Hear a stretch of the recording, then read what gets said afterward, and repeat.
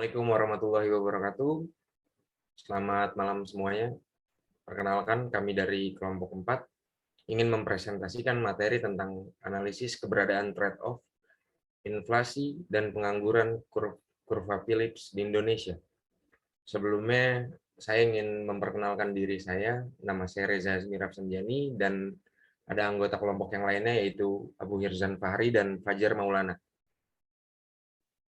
Lanjut slide selanjutnya.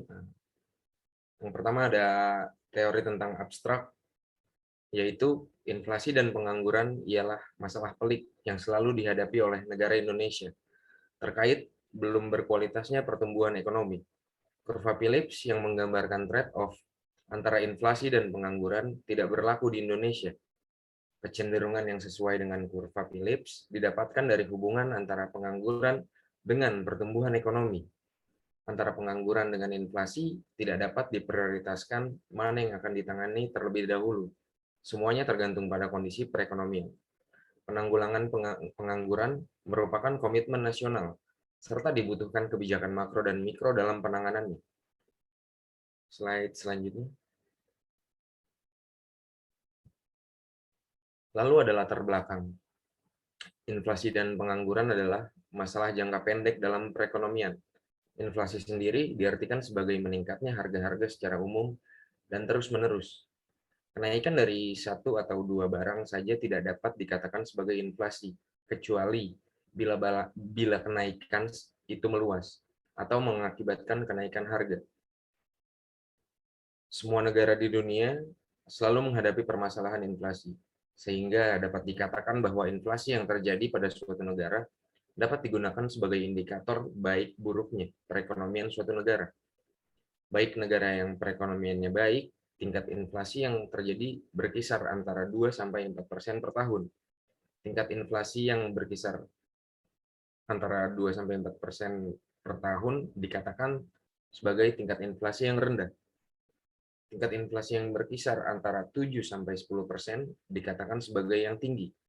Inflasi yang sangat tinggi tersebut disebut hyperinflasi. Tujuan negara membangun ialah untuk mensejahterakan rakyatnya. Maka dari itu, masalah pengangguran yang tinggi merupakan kondisi yang sangat tidak dikehendaki oleh suatu negara manapun. Inflasi dan pengangguran adalah dua masalah ekonomi yang utama yang sering dihadapi oleh masyarakat dari suatu negara.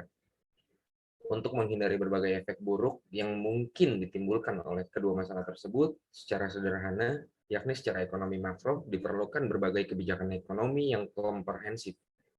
Dalam teori kurva Phillips, pengangguran yang tinggi memang akan cenderung mengurangi inflasi. Namun yang menarik di Indonesia, fenomena yang sering terjadi ialah ketika pengangguran tingkat inflasi yang tinggi juga masih tetap tinggi. Padahal tujuannya yang selalu dikehendaki untuk kedua masalah tersebut ialah rendah. Lalu ada materi tentang inflasi, pengangguran, dan pertumbuhan ekonomi. Pengertian inflasi itu sendiri secara umum diartikan sebagai kenaikan harga-harga umum secara terus-menerus selama satu periode tertentu. Dengan demikian, beberapa unsur dalam pengertian inflasi perlu diketahui bahwa yang pertama, inflasi merupakan proses kecenderungan kenaikan harga-harga atau barang ataupun jasa secara terus-menerus. Yang kedua, kenaikan harga barang-barang ini tidak berarti harus naik dengan persentase yang sama.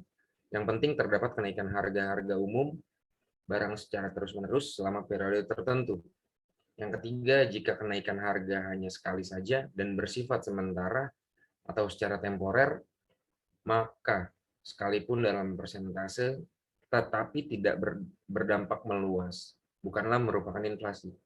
Berdasarkan tingkat pengangguran, dapat dilihat kondisi suatu negara, apakah perekonomian yang berkembang atau lambat, atau bahkan mengalami kemunduran. Selain itu, dengan tingkat pengangguran, dapat dilihat pula ketimpangan atau kesenjangan distribusi pendapatan yang diterima suatu masyarakat negara tersebut.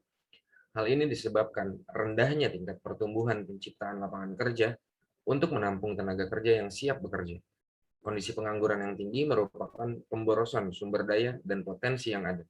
Menjadi beban keluarga masyarakat, sumber utama kemiskinan, dapat mendorong peningkatan keresahan sosial dan kriminal yang dapat menghambat pembangunan dalam jangka panjang. Slide selanjutnya. Pertumbuhan ekonomi merupakan salah satu indikator yang amat penting dalam menilai kinerja suatu perekonomian, terutama untuk melakukan analisis tentang hasil pembangunan ekonomi yang telah dilaksanakan suatu negara ataupun suatu daerah. Ekonomi dikatakan mengalami pertumbuhan apabila produksi barang dan jasa meningkat dari tahun sebelumnya. Pertumbuhan ekonomi menunjukkan sejauh mana aktivitas perekonomian dapat menghasilkan tambahan pendapatan ataupun kesejahteraan masyarakat pada periode tertentu.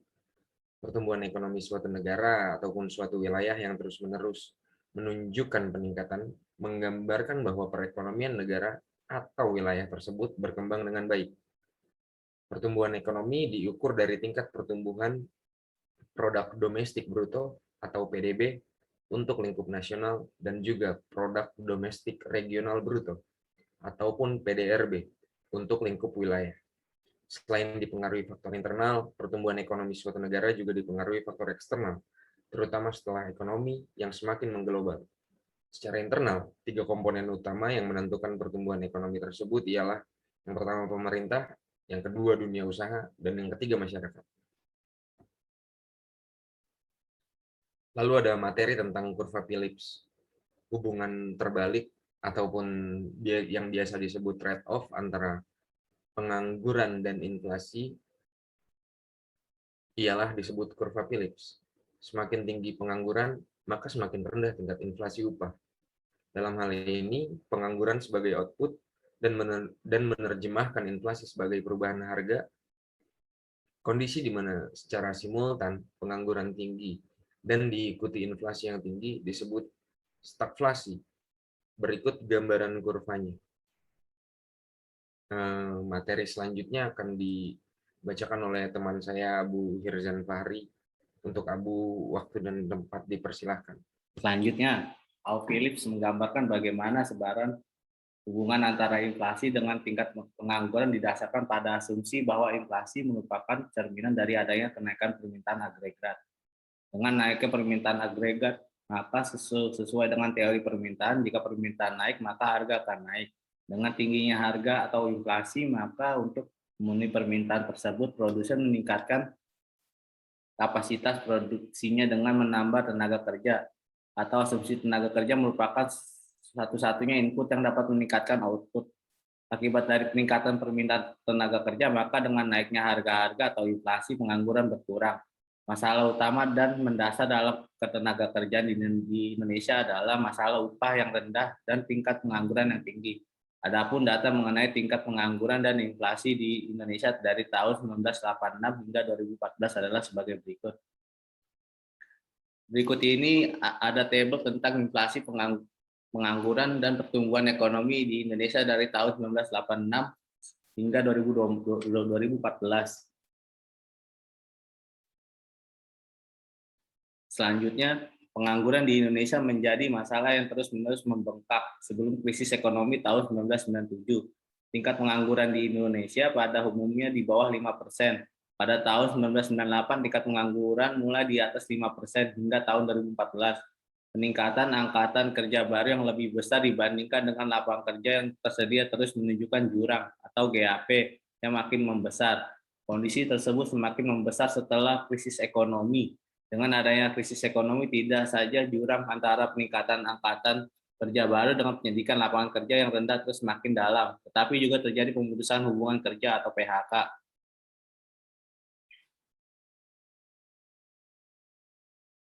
Sehingga tingkat pengangguran di Indonesia dari tahun ke tahun terus semakin tinggi hingga tahun 2005, kemudian mulai menurun hingga tahun 2014 seperti terlihat pada gambar berikut. Inflasi di Indonesia dari tahun 1986 hingga 2014 mengalami fluktuasi setiap tahunnya. Inflasi tertinggi terjadi pada tahun 1998 yaitu 77,63% dan inflasi terendah pada tahun 1999 sebesar 2,1%. Selanjutnya, tingkat inflasi yang tinggi merupakan indikasi awal memburuknya perekonomian suatu negara. Tingkat inflasi yang tinggi dapat mendorong bank sentral menaikkan tingkat suku bunga sehingga menyebabkan kontraksi atau pertumbuhan negatif di sektor real. lebih jauh lagi akan menyebabkan pengangguran yang makin meningkat. Dalam jangka pendek, kenaikan inflasi menunjukkan pertumbuhan perekonomian, namun dalam jangka panjang, kenaikan inflasi yang tinggi dapat memberikan dampak buruk. Tingginya tingkat inflasi menyebabkan harga barang domestik relatif lebih mahal dibandingkan dengan harga barang impor. Masyarakat mendorong untuk membeli barang impor dibandingkan barang domestik. Hal ini berakibat nilai ekspor cenderung turun dan nilai impor naik.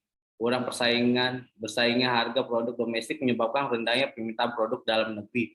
Produksi menjadi berkurang karena sejumlah pengusaha akan mengurangi produksinya. Selanjutnya akan dibacakan oleh Fauzan Maulana. Bentuk kurva Philip memiliki kemiringan menurun, yang menunjukkan hubungan negatif antara perubahan tingkat upah dan tingkat pengangguran. Yaitu saat tingkat upah naik, pengangguran rendah atau sebaliknya. Kurva Philip membuktikan bahwa antara stabilitas harga dan kesempatan kerja yang tinggi tidak mungkin terjadi secara bersamaan. Yang berarti bahwa jika ingin mencapai kesepakatan kerja yang tinggi atau tingkat pengangguran rendah, sebagai konsekuensinya harus bersedia menanggung beban inflasi yang tinggi. Adapun bentuk kurva Philip Indonesia dengan adalah sebagai berikut. Di sini di bawah ini ada gambar kurva Philip yang menjelaskan kurva Philip. Di atas menunjukkan bahwa di negara Indonesia hubungan antara tingkat inflasi dan pengangguran bukan lagi sebuah trade-off, melainkan berjalan searah. Artinya inflasi yang tinggi juga diikuti dengan tingkat pengangguran yang tinggi. Hal ini sejalan dengan penelitian yang dilakukan oleh Amiruddin Salim dengan data inflasi dan pengangguran Indonesia tahun 1976 hingga 2006 yang juga menunjukkan hubungan yang positif antara pengangguran dan inflasi. Inflasi sebagai bentuk kenaikan harga-harga di semua sektor, maka perusahaan akan mengambil kebijakan mengurangi biaya untuk memproduksi barang atau jasa dengan cara mengurangi pegawai atau tenaga kerja. Akibatnya, angka pengangguran yang tinggi tidak dapat dihindari dan berakibat perekonomian negara tersebut mengalami kemunduran. Oleh karena itu, inflasi sangat berkaitan erat dengan tingkat pengangguran. Next. Adanya kenaikan harga-harga atau inflasi pada umumnya disebabkan karena adanya kenaikan biaya produksi, misalnya naiknya bahan bakar minyak atau BBM. Bukan karena kenaikan permintaan. Kenaikan harga BBM ini pada akhirnya akan meningkat harga akibat kelangkaan pasokan dan gangguan distribusi di berbagai daerah.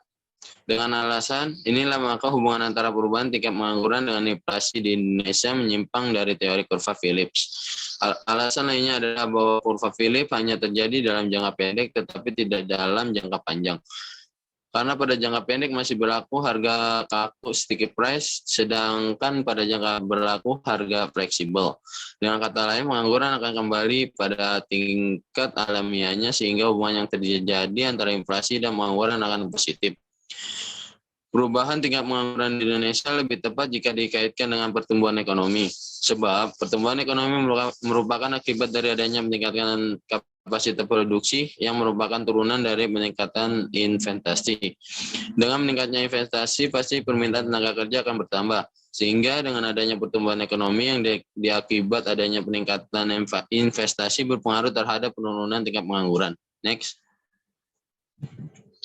Dan di sini ada kurva pertumbuhan tentang perkembangan pertumbuhan ekonomi di Indonesia dan dijelaskan pertumbuhan ekonomi Indonesia rata-rata dari tahun 1988 hingga 2013 sebesar 4,99%. Dengan laju pertumbuhan terendah adalah pada tahun 1998 pada saat terjadi krisis moneter. Adapun grafik hubungan antar pertumbuhan ekonomi dan tingkat pengangguran adalah sebagai berikut, dan di sini ada gambar 6 titik dengan menjelaskan kurva diagram. Dengan menjelaskan menggunakan data antara pengangguran dan tingkat pertumbuhan ekonomi di Indonesia seperti yang digunakan dalam membuat kurva Philip, atau data tahun 1998 tidak digunakan karena mempunyai nilai ekstrim. Akan dapat digambarkan bagaimana kurva hubungan pertumbuhan ekonomi dengan tingkat pengangguran. Next. Di sini ada beberapa cara yang dapat digunakan untuk menurunkan tingkat pengangguran tersebut, antara lain. Yang pertama, meningkatkan pelayanan pasar tenaga kerja.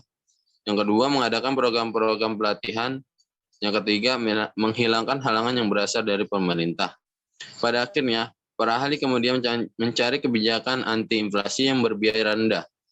Satu kebijakan itu disebut dengan kebijakan pendapatan yang terdiri atas, yang pertama, kontrol terhadap harga upah. Dua, kebijakan mengenai pendapatan berdasarkan pajak. Tiga, kebijakan mengenai pembagian. Sekian presentasi dari kelompok 4. Assalamualaikum warahmatullahi wabarakatuh.